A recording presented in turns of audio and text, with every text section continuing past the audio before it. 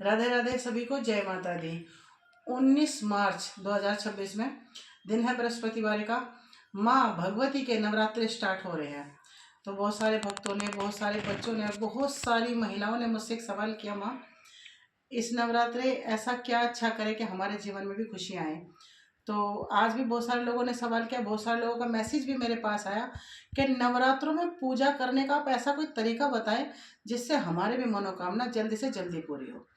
तो देखो, वैसे तो आप किसी भी तरह पूजा कर ले, भगवान प्रसन्न हो ही जाते हैं, लेकिन कुछ पूजाएं विशेष होती हैं जिन्हें अच्छे तरीके से और कायदे से करने के बाद ही आपकी मनोकामना पूर्ण होती है। पूजा पाठ तो सभी के घरों में रोज़ लगे रहते हैं, ऐसे लोग सुबह पूजा करते हैं, शाम को करते हैं, कि बहुत सारे घरों में तो दोपहर को भी पूजा होती है। तो मैं ये नहीं कहती कि आप लोग पूजा नहीं करते हो, लेकिन पूजा करने का ना एक ढंग होना चाहिए, एक तरीका होना चाहिए। तो अब मैं आप आज को सभी को बताने वाली हूँ आपको कि एक तरीका ऐसा है पूजा करने का माँ भगवती का, जिसके करने से आपकी कम से कम एक इच्छा तो अवश्य पूरी हो जाएगी।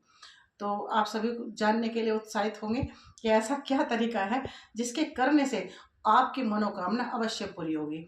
अब जैसे मनोकामना क्या है कि बरसों से, बहुत दिनों से या फिर कई वर्षों से आपकी कोई इच्छा है, किसी की शादी की है, या किसी को माँ बनने की है, या किसी को घर बनाने की है, ऐसी बड़ी इच्छाएं, यानी कि जो नामुमकिन इच्छाएं हैं उनकी बात करें, छोटी मोटी तो देखो चलती रहती है, इन पर आप ध्यान भी ना दें। जो बहुत लंबे समय से अटकी हुई कोई इच्छा हो, वो इच्छा पूरी कैसे हो सकती है।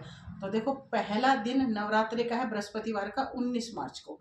तो आपको करना क्या है, सुबह नहा धो करके आप चाहे तो 3:30 बजे के बाद कभी भी उठ सकते हो, 7 बजे तक की पूजा करनी चाहिए, 10, 11 या दोपहर को नहीं, क्योंकि फिर नहीं लगती। ठीक है, तो नहा धोकर सुबह 3:30 से 4 बजे के बीच आप उठिए, नहाइए धोइए, अपना घर साफ कीजिए, और फिर भगवान जी को, यानी माता रानी का एक छोटा सा प्यारा सा दरबार बना लीजिए। उस पर आप कपड़ा बिछा सकते हो अच्छा नया, अगर कपड़ा ना बिछा सकते हो तो अवरी बिछा सकते हो, अगर अवरी भी ना हो तो पुराने कपड़े को ही धो करके बिछा सकते हो।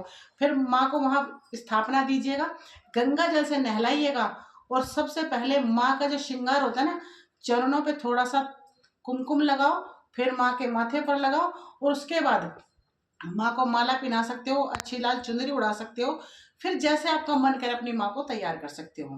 अब सामग्री क्या क्या होनी चाहिए, आपके पास कम से कम 9 सुपारी, 9 लौंग और 9 जायफल होने चाहिए, और रोज एक पान के पत्ते पर रख करके 2 लौंग 2 इलायची आप माँ को दे सकते हैं।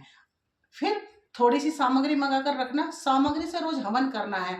हवन यानी बड़े लेवल पे नहीं करना, एक छोटा सा आप मिट्टी का दोना ले सकते हो, या फिर अपने घर में कोई बर्तन ले सकते हो, मतलब जो भी आपको उपलब्ध हो, जैसा भी आपका सामर्थ्य हो उस हिसाब से थोड़ी सी सामग्री ले, उसमें थोड़ा सा घी लगाइए, और घी मिक्स करके फिर रोज हवन कीजिएगा।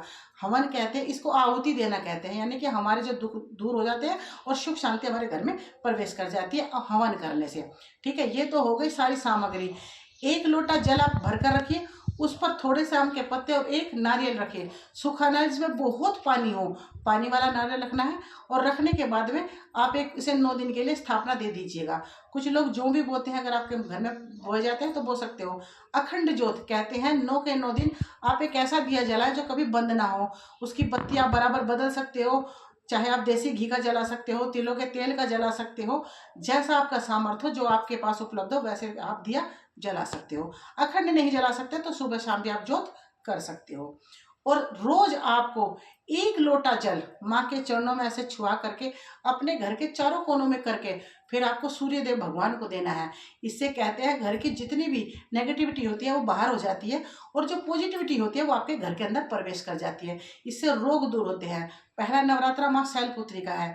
कहते हैं इस दिन व्रत रखने से, पूजा पाठ करने से मन की शांति भी होती है, घर में शांति भी बनी रहती है, सुकून भी रहता है, और जिनके घर में लंबे समय से कोई झगड़ा चल रहा तो वो भी अच्छा हो जाता है। जैसे कि मनमुटाव माँ बेटे के बीच हो जाता है, पति पत्नी के बीच हो जाता है, सास ससुर के बीच हो, सारे झगड़े समाप्त हो गए, घर में शांति बनी रहती है। अगर आपको इस बारे में और कोई जानकारी चाहिए तो आप कमेंट बॉक्स में लिखकर पूछ सकते हैं। आपको मेरा वीडियो कैसा लगा ये कमेंट में ज़रूर बताइएगा। अगर मेरी वीडियो अच्छी लगी हो तो सब्सक्राइब कीजिएगा, लाइक कीजिएगा, और हाँ, जय माता दी ज़रूर लिखिएगा। इसी के साथ अगली वीडियो फिर बनाती हूँ आपके लिए, इससे भी अच्छी। जय माता दी, श्री राधे राधे।